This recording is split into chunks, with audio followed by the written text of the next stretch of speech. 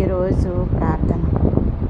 పరిశుద్ధుడా, ప్రేమ కనికరము కలిగిన ప్రియ మా పరలోకపు తండ్రి, మీ ఘనమైన నామమును బట్టి స్తోత్రములు ప్రభువా.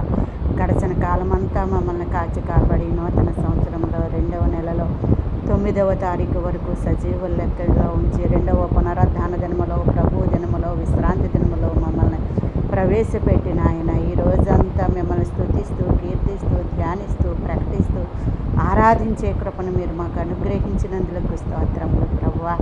ఎందరికో లేని ధన్యతను, భాగ్యాన్ని మీరు మాకు అనుగ్రహించారు. ఈ రోజును చూడలేని వారు ఎంతోమంది ఉన్నారు ప్రభువా. మాకంటే గనులు, శ్రేష్ఠులు, చిన్నవారు, పెద్దవారు, అందము గలవారు, ఐశ్వర్యం గలవారు ఎంతోమంది చనిపోయి మరువపడిపోయారు ప్రభువా. మీరు ఇచ్చిన ఉచితమైన కృపను బట్టి, ఆయుష్ను బట్టి, ఆరోగ్యమును బట్టి, స్వస్థతను బట్టి, రాకపోకల్లో కాపుదలను బట్టి, మీరు ఇచ్చిన జీవ వాయువును బట్టి, జీవ జలమును బట్టి, జీవ ఆహారమును బట్టి నాయన మేము